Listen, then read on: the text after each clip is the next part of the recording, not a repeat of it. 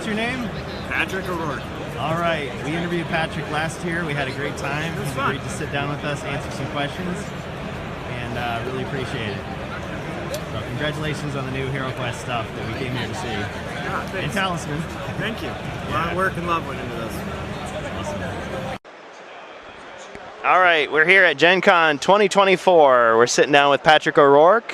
Thank you for agreeing to sit down for an interview. And maybe just a quick introduction. What's your role at Avalon Hill Hasbro? So I'm Director of Product Management. I work on, I lead the cross-functional Avalon Hill team to get the products out and figure out where they're going in the marketplace, all of that stuff. So I'm fortunate enough to lead the team and help us decide and make the next things we make. It's a big part of what I'm doing. Very nice, very nice.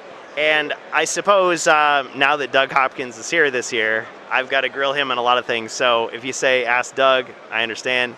But I do have a few questions I kind of want to get your perspective on. Yeah, of course. Okay, so people have been pressing me hard on this one. The Rogue Heir of Elethorn expansion has sold out very quickly on Hasbro Pulse. It's kind of hard to find. And now I see the Path of the Wandering Monk, which is in many more markets, has also started to sell out. And it's gotten to the point, I did hear from somebody on Reddit who claimed that they heard from Avalon Hill, very vague, that you guys aren't going to make those anymore. And I personally have checked it out and heard that you do have some still in stock. What I'm asking is this, long question. Are you eventually going to stop producing those two figures? And if so, will it appear in another form? Should we be worried? Is this FOMO again? Oh man, that's a really complicated question. I'll say this, the print runs are running out or have run out depending on where you are. We have things like factory constraints like minimum order quantities and tooling refreshes and a lot of really functional manufacturing things that go into making these. And those won't get fired up again until we think we could hit that minimum order quantity, which may or may not happen in the future. I really don't know. We're seeing a lot of demand. Being here at Gen Con, we're hearing a lot of people say I can't get my monk, So I really don't know what the future brings at all. It really depends on what the players want and what the players want to play with. And ultimately what our retailers are asking for, right? So I think there is no reason for those two in particular that we can't. It's just a matter if if it is responsible to do it from a financial perspective. And that's not to say that there's not some alternative solutions that we can come up with, and that's sometimes decisions that we make is because we want to get things that the people are asking for, so we will tuck, a night into a certain quest pack, things like that, because that's what we're allowed to and capable of doing. I still to this day am so appreciative of how that went with the Guardian Knight, because I know you guys had something special and it's okay, I felt bad that you had to apologize for it. Yeah. But I was like, man, they said it was coming back, and then it was in Rise of the Dread Moon, and I thought it was improved. And I think a lot of people would be happy if they saw Wizards of Morcar, let's say, with and it includes the Wandering Monk and the Rogue Heir of Elethorn. Why not? Even if they have nothing to do with the adventure, it's extra value, and it's not going to run out in the sense that you do have people that'll say it doesn't matter. I'm going to buy the Mythic tier and I'm going to buy Spirit Queen's Torment because I have to own every box. But that's just a small fraction, the collector mentality. So I guess the second part of that question was... Other than backwards from the way I said it. Oh, there is one thing. Oh, This? Yeah. This face down. My other question was, this person was saying, and I know things get misinterpreted. I can... Do you want me to hold this for you? Yeah. Okay, we will often put this on opposite layers, so either Oh, is there something down there? Oh, okay. Looks like that line's gonna start moving too, which is good. Oh, it's no worries. Okay, yeah, technical organizational issues. Okay. Okay, what was I saying? So sometimes things get misunderstood. Oh, yeah. So I've probably misunderstood things you guys have said before, and I appreciate the clarifications. I think it was easier on the Discord at one time because we could just ask, and Chris or Bill would just jump in with the answer. Now, like, Doug is having to do it, and he still seemed pretty cool with, like, it's like we're not taking him away from something else. He'll either answer or he'll say, I'll pass it along. So we appreciate that too. But what this person was saying on Reddit was that the Wandering Monk was not selling well. Can you confirm or deny that? I mean, what does well mean? It sold to expectations, but it did not. Those expectations weren't like exceptionally high. Our Avalon Hill's business did not depend on the success or failure of Monk, but it did fine. It did fine. It moved a little slower, I think, than we first expected, but over time, people discovered it and found it. Yeah, people take time to find out about this stuff. I mean, we're a fan forum, but we do our best to like tell people, hey, HeroQuest is back and there are more things. But I regularly run into people, even on like Twitch, where they're like, oh, really, there's a new expansion? Like, I didn't know that. What's in it? It's like, you don't know? Yeah, exactly. And that's something that we're working on improving, frankly. And Gen Con for us is a big event for that. That's where we're able to show off what's in the box and everything, and get it to the right people who hopefully, people like you, help tell others to get the word out for us. Yeah. And I mean, some of us are highly critical of the product too. We'll say, oh man, like you probably heard, the Wandering Monk, it's totally OP. This guy doesn't work. What's the fun in playing this character? I disagree. Now that we've played him in many, many quests. Like as soon as you guys put out the photos of the cards, we just homebrewed it until the real thing came out. And I bought it, and then I gave it away to a friend, and so I bought another copy, so I still have one for myself. So we've done that. But the public play testing, I think, is really important. So is that going to continue, that sort of like putting the things out early so people can like test it out and spread the word? Yeah, when we can. It will, yeah. And again, that's why HeroQuest First Light is here today. We released some images and some things so we could understand where we were at with the player community and the fans. And that is a big part of what we're trying to do. Because again, HeroQuest is nothing without its players. So what we want to do is we want to do what's right for HeroQuest, but we also want to have our eyes open and be actively listening to how we can improve and do better. And I'm probably the wrong person to ask about this, but can you give me a quick spiel about Talisman 5th Edition? Because I know we've got fans that want to hear about that too. Yeah, I mean, Talisman 5th Edition, much like HeroQuest, has been in the works for many years before it came out. It's something that Doug, myself, the whole team, extremely passionate about.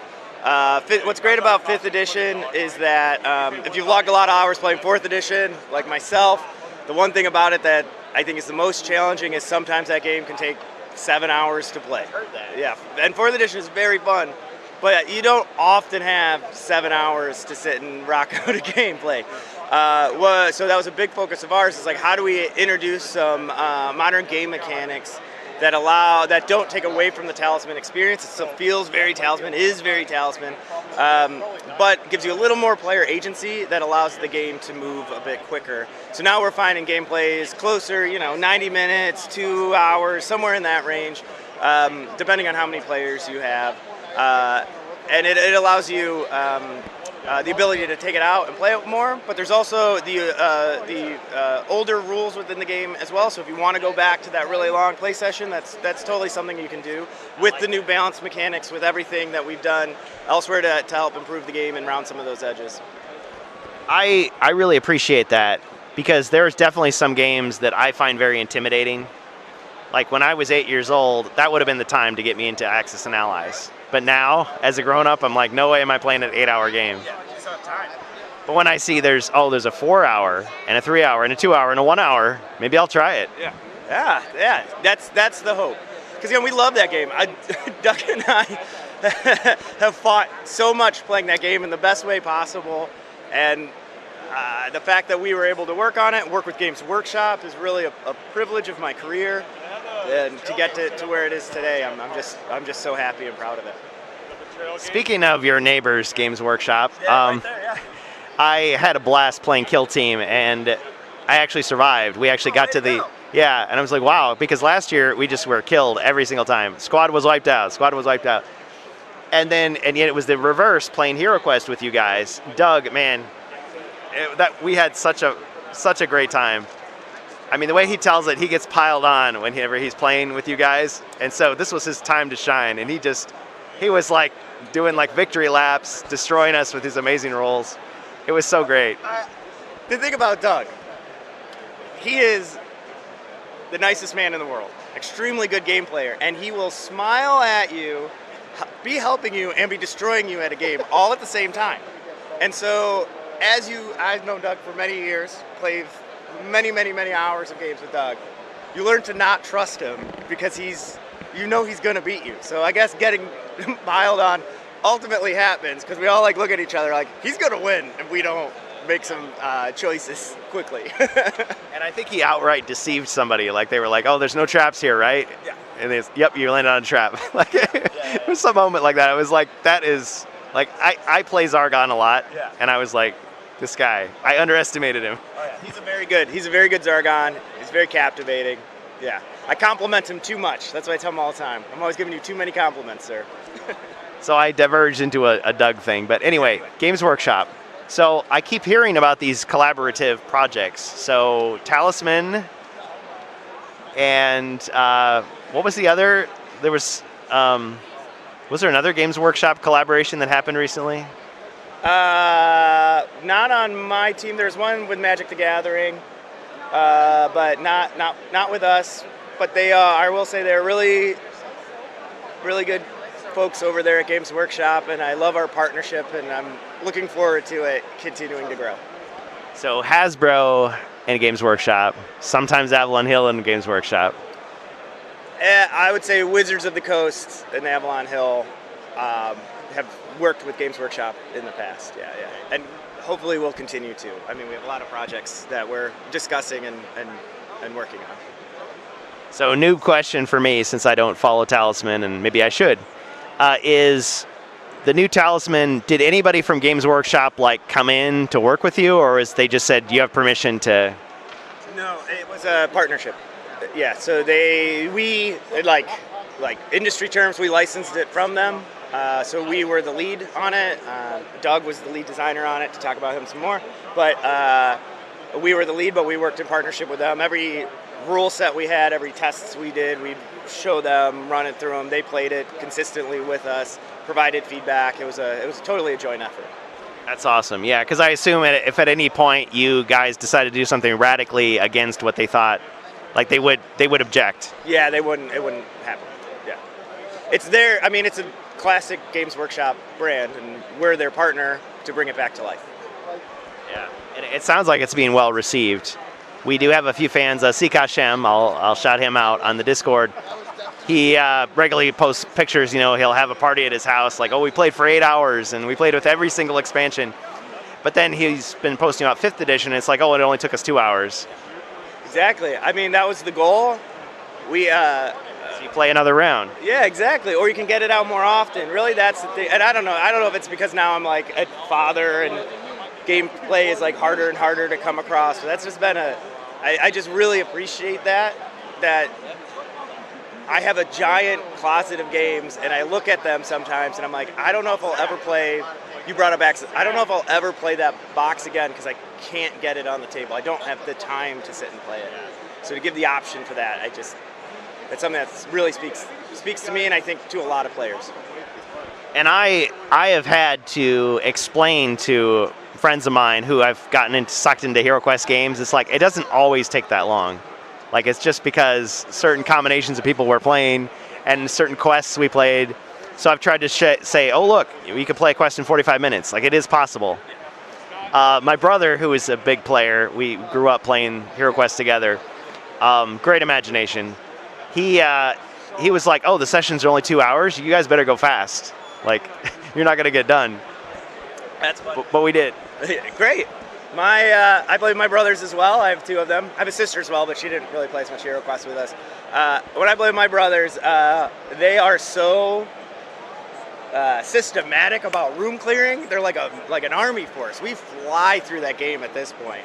And so I even have to like think of curveballs sometimes to throw them on the map because they're clearing rooms like you wouldn't believe because they're like, you do that, they like have a whole System, yeah. system down that they know works. They've min-maxed the heck out of that game.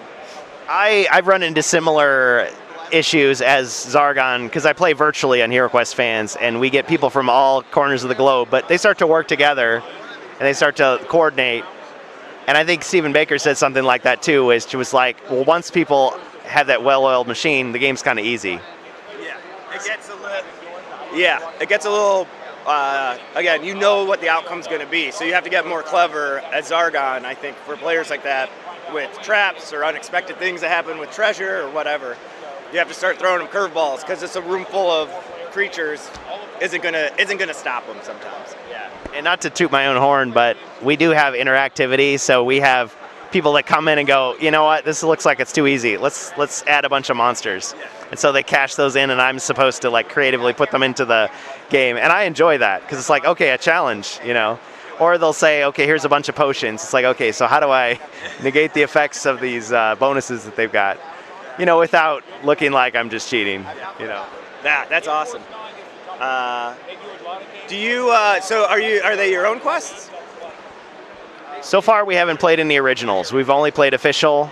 But I mean, like, I never got to play Mage of the Mirror or Frozen Horror back in the day. So I was like, let's just play those. And I think each quest in both of those took like 4 sessions, 4 2-hour sessions. They were long. And some of it's because we're playing online, so people have to like take a minute, you know, to catch up. And then we roll virtual dice that Ribby designed for us. And we have a way that it goes to a website, and so it shows like 3D dice rolling on top of the screen. So we've improved it. But yeah, eventually we would like to do some original stuff, but it's going to be like 3 years from now at our current rate of speed. Yeah, and we're going to keep coming out with expansions, so. Yeah, what is the plan for that? I mean, I think there was a Star Wars miniatures game where there was 14 expansions before it ended. And that's kind of a cool thing, but it's also kind of overwhelming for people because, like Talisman, they think, well, to play it the right way, I've got to buy all these boxes and put them all together, or I don't have the complete game. How do you educate people on that sort of thing? Is that what First Light is about, or? Yeah, I think there's a future pipeline plan. Again, I don't know what the future will bring. Everything I say can change if I'm talking about the future. HeroQuest itself can't continue to grow and flourish if all we did were standard expansion packs. To your point, it gets overwhelming. You start to get too many out there and people don't know which ones to pick up when. Yeah, there's not a clear starting and ending point, and it just you actually start to see a bit of a downturn in the success of the brand after. Unless you start opening HeroQuest stores, you know, next door to the Warhammer store. Yeah, right. Well, Warhammer is Warhammer. That's good. That's true. And they've got a very long history of polishing their steel. So for us, we definitely. I'm not saying that there's expansions are still a very big part of what we plan to do in the future. But we do have to do more in addition to that to keep the player base healthy and growing. And First Light, that's the point of it, is to give people because we are very actively watching the community and listening and trying to do what's best. And a lot of questions we receive are around, where do I start? How do I get into this? And they're a bit intimidated by the big core set. So what we wanted to do is provide an easy entry in that gave something to players currently. So internally we were calling it an expand-alone game. So it works basically as an expansion if you have the full set. But if you need to start somewhere and you don't know what to do, it's a great place to go. Is the comparison to Gloomhaven Jaws of the Lion, which I know is not your game, is that comparison fair? I think it's a very fair comparison as far as like intent, right? I would say gameplay and what we put in there, very different. And I think a big difference as well is that First Light does work with the expansions. It's not just like a separate thing all by itself. It's meant to be part of, it could be the start of somebody's collection, or it could just be a game they buy and they put on their shelves and never continue to explore. Much easier when it's $50 versus $135. Well, exactly. And then a lot of folks, there's folks who love all the miniatures. Some folks find that a bit intimidating as well. So a more finite set of those. You mean I gotta paint all these before I can play? Yeah, well, that's we get asked that question as well. And again, we want new players to feel comfortable, and that's really the intent there. Very good, very good. And I will say that like a lot of people, I was skeptical about First Light and what it was going to be about, and whether it was going to be something I would be interested in, and how logistically it was going to work. Like, we were imagining, you'd have to assemble a bunch of room tiles to form the board, but then Sika Hashem, once again, he's a big talisman guy. He's like, well, you just fold the board more and it fits in there. And then we were like, well, I wonder if they could put something on the other side. So here's the question. So since First Light has the extra stuff on the back of the board, the Mines of Moria or whatever they are, I just made that up, the caverns, yeah, and the dragon, does this mean that there is now a separate line of continuity where you're going to release stuff that's compatible with First Light but not with the regular game system? No.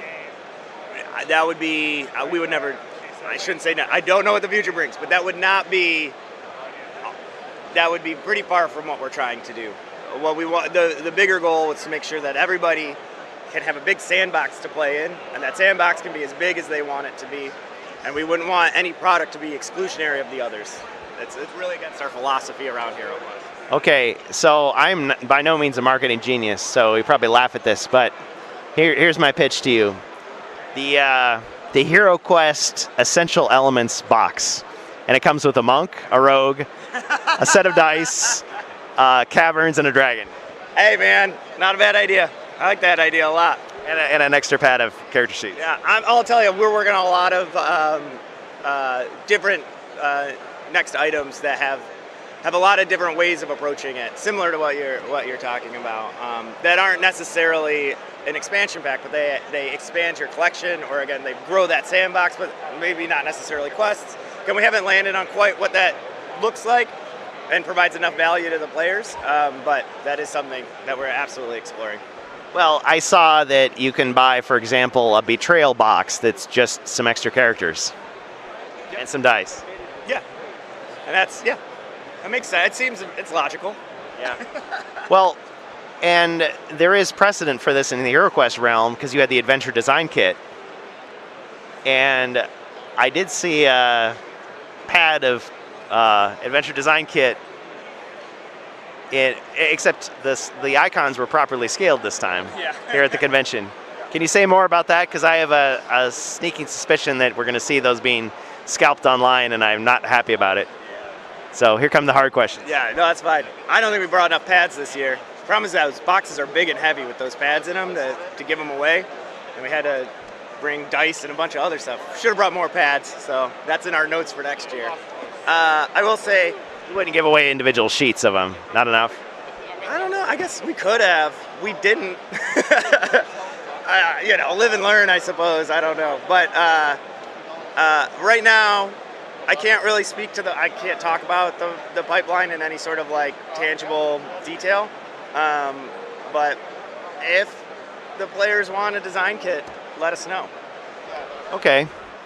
Yeah, because I have a feeling somebody's going to just scan it and put it online. I mean... And really, if it gets, that's why we're giving them away as well and not selling them, because that's exactly what it's there for, is everybody go play, Yeah. Create and play. Fun. It's similar to Talisman.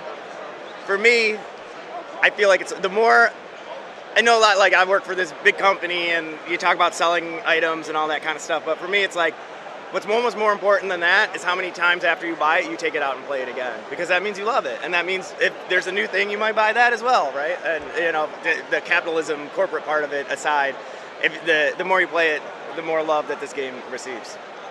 Yeah, I just think about somebody like Craig or Steven and them being able to look back and say, well, even if I'm not the one running the show, still my game, so to speak, is continuing on, and how good that must make them feel. Oh yeah, and both those guys are absolute Craig's absolute legends. Craig's too modest for me to say stuff like that. But yeah, absolutely amazing guys to work with. So clever, smart, caring. Yeah, again, privileged to work with them.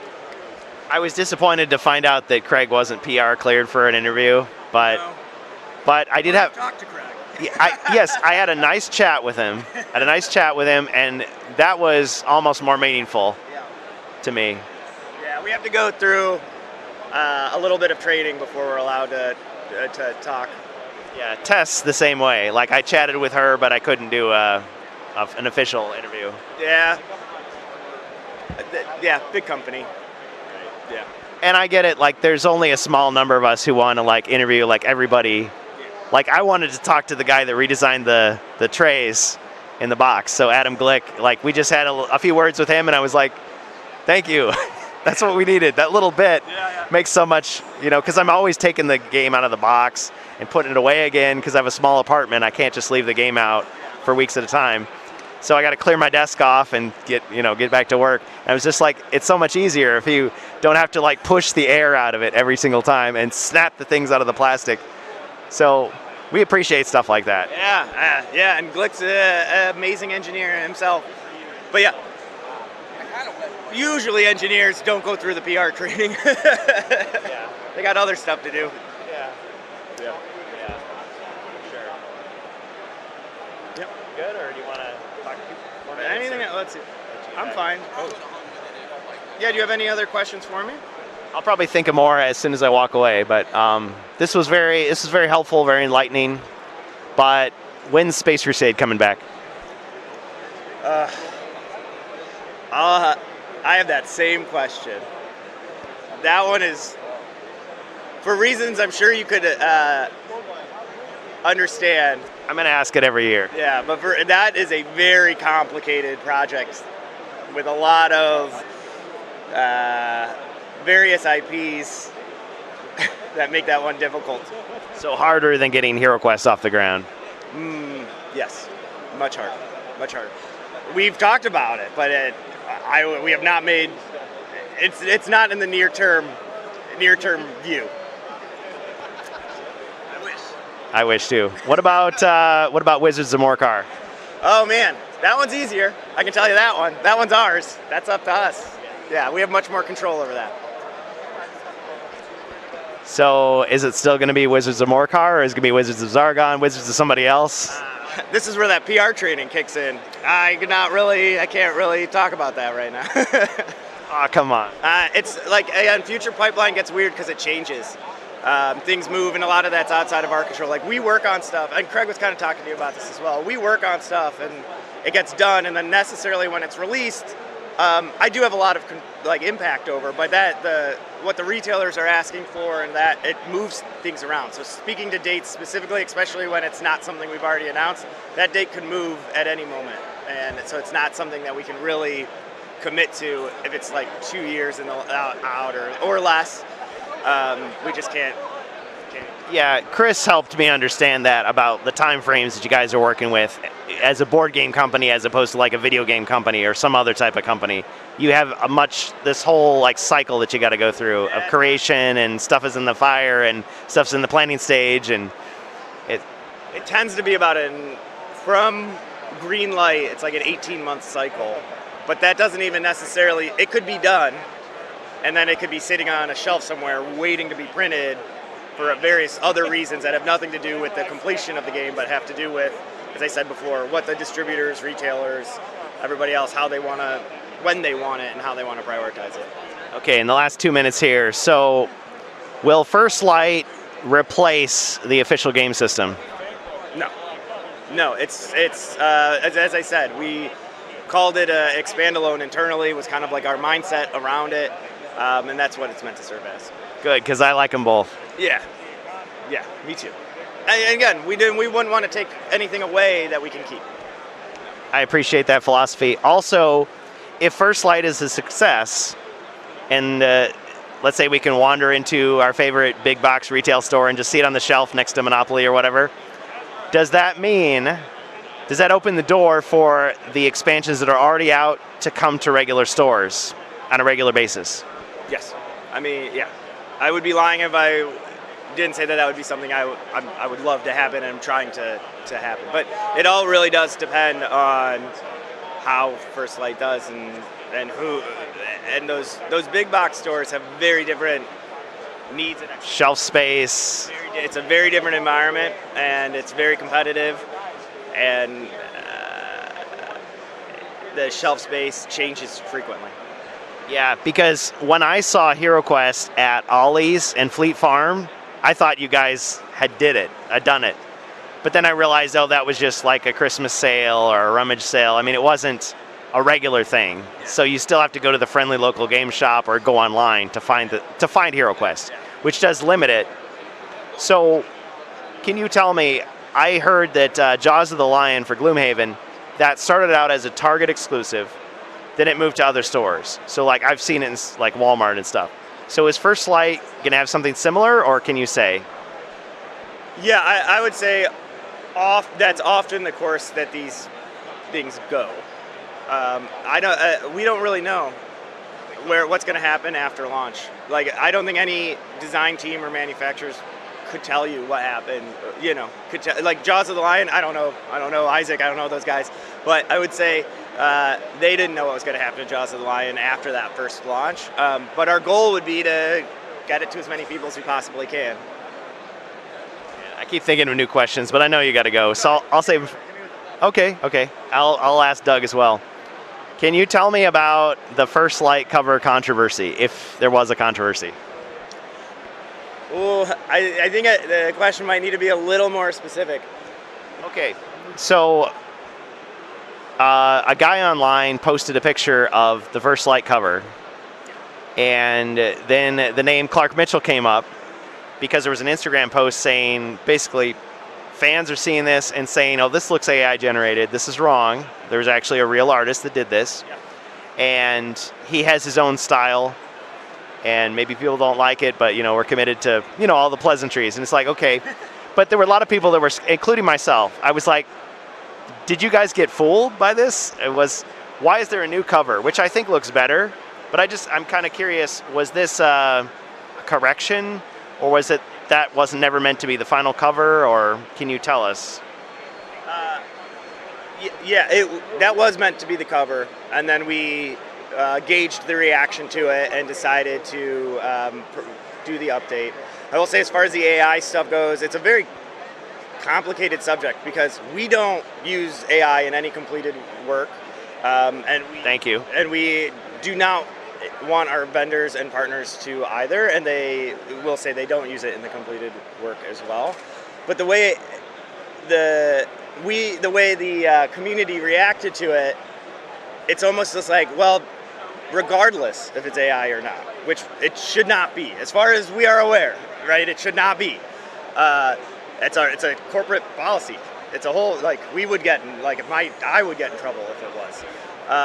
The reaction to it alone, accusing it and the whole thing, we were just kind of like, it's just not worth it to keep pushing this thing forward if people aren't impressed by it. If they don't love it, if it missed the mark, and let's learn from that. And luckily for us, we hadn't gone to print yet, and we're able to make that change. And so we updated it, and we wanted to make something that the players were excited and happy to see. That's always our goal. And I have never seen a reaction like that from our community ever. And that really, we all had a kind of moment where we're like, look, we have some of the greatest players, the nicest, friendliest community that I've been able to work with, and it's and this is the reaction. We should really take a hard look at it, and not to say we're gonna always do that or always be able to do that or answer everybody's complaint. That's not realistic. But in this case, we were in a position where we could do something, so we did. Thank you. Yeah, because even myself, I was kind of surprised how upset I was, and I was just like, it's just a cover. Yeah. But yeah, I guess there was just so much in that, and other people who have been more positive than I have been about HeroQuest, everything's going to be perfect, and I'm like, well, I don't know, we'll see. Even they were on AshQuest, Amalgam Ash, he was I was like, wow, yeah. If even he is having some criticism of this, it is something. And I was not expecting to see that cover in there. And so I was pleasantly surprised. So can you tell me this? So this new one is definitely not AI generated either. Again, as far as we know, it is not. No completed work is meant to be AI generated, and we have verification from our vendors and our partners and our artists that they're not doing it. It's against our view. It's not what we're looking to do either. So, I mean, I can tell you who made that. That was Yellowfly, an agency that is amazing. We've worked with on many projects, and I watched the artists sitting there working, so I have great confidence. But again, our goal is to support creators. And thank you. And when I say thank you, it's not just me. Lots of people are grateful for that.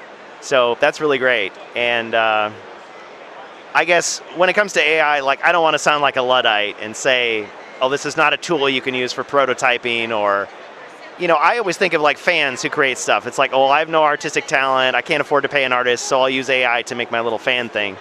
But it's like, well, Hasbro, they should be giving you guys, the best, all the resources you need, which I realize, I suppose you have to fight for every inch that you take in creating this stuff, but we really appreciate the turnaround, the reversal, and I think it looks way better. Thanks. Yeah, So no offense to Clark Mitchell, but yeah, it sounded like he was the wrong person for the product. Yeah, I think that's what we learned. Not really. It was the wrong output. It was the wrong cover. It didn't convey what we wanted it to convey, and so we changed it. Excellent. And I guess the rest of the questions I can ask Doug. So I'll let you get back to work. Thank you so much. All right, awesome. So great to see you. Thank you.